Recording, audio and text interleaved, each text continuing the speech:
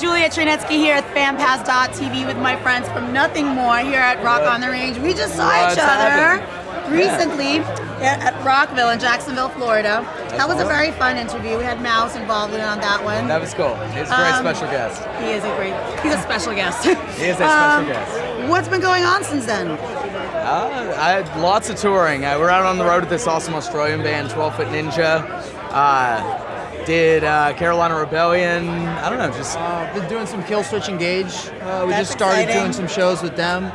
It's been amazing. So your record is pretty epic, and you guys also have a really intense live show. For people who have never seen you, how would you describe your live show, and what's, like, as a band, what's the most important thing that you want to showcase to your fans?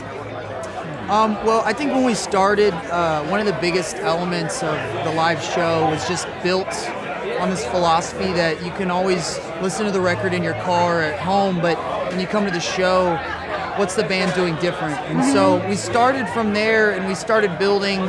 Actually, Daniel started learning how to weld, and he built these metal contraptions. I know, it's crazy. And we wanted to do something different because a lot of bands, there's always a guitar solo, and we were like, well, let's do a bass solo since everybody's doing guitar solos. And usually bass solos are really boring or sound horrible. Yeah. So we were like, let's make it not even sound like a bass. And so we put it on this stand that he built, and we got 3 of us on it at one time, and I'm playing it with sticks. And I mean, that's an example of one of the things that we do, but really it's just about trying to push the boundaries and explore, you know, not just playing through the songs like the CD, but what can we do that adds to that experience. And so that's where we come from, and that's what we're trying to do, is just add a lot of energy and a new experience.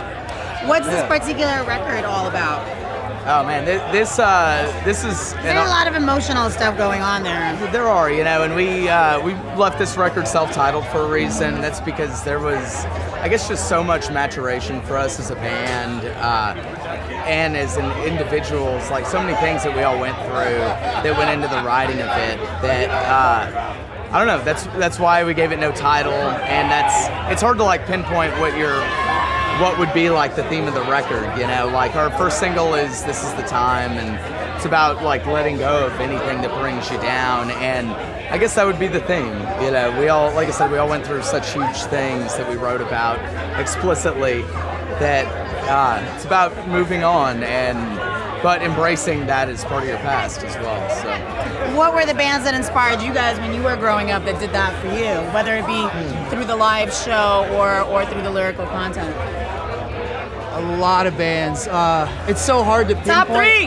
Top 3. I don't know if this is our top 3, but the ones that come to mind are, you know, Deftones is a big influence. I know a band called Carnival, Tool.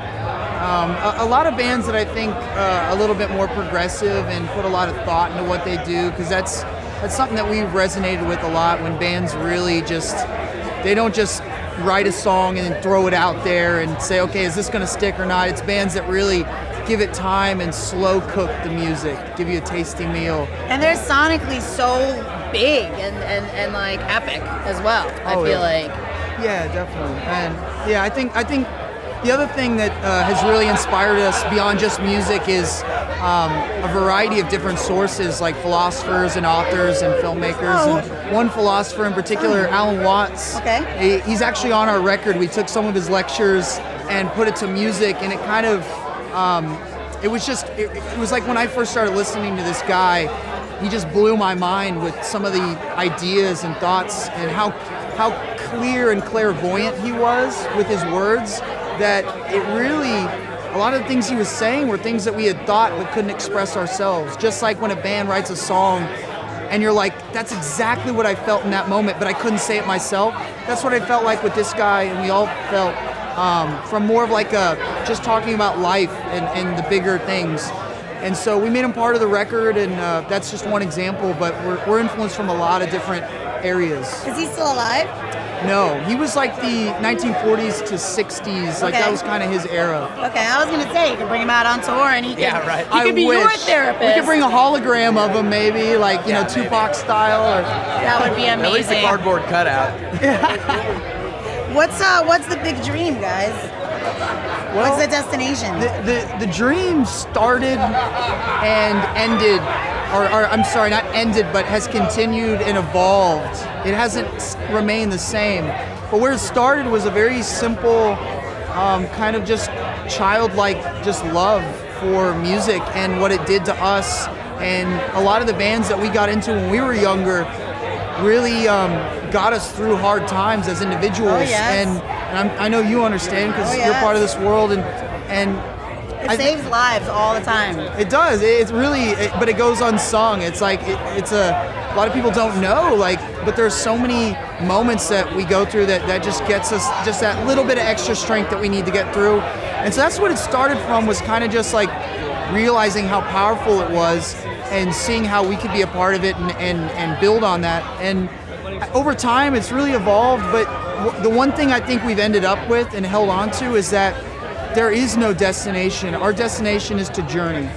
It is really just the day-to-day, appreciating every moment, because you never know when it's going to end. You never know what's going to come your way, good or bad, and it's really just about enjoying the ride. And I know that sounds cliche, but it's really true.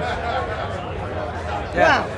I know. He just took it over for you, didn't he? Yeah, and I totally agree. It is cool to touch people, and with our live show, so much of what we do is just a musical expression, and it's an experience too. Your show is really, really awesome. And thank you. And when we're on stage, we're feeling it, and they're, for the next generation, there's nothing better than learning an instrument and getting the goosebumps yourself when you play along with your brothers. I agree. I just wanted to add to that one thing that I talked to our manager Will, who actually writes with us a lot on our record. He's a big part of the band. He's kind of the invisible member, if you will.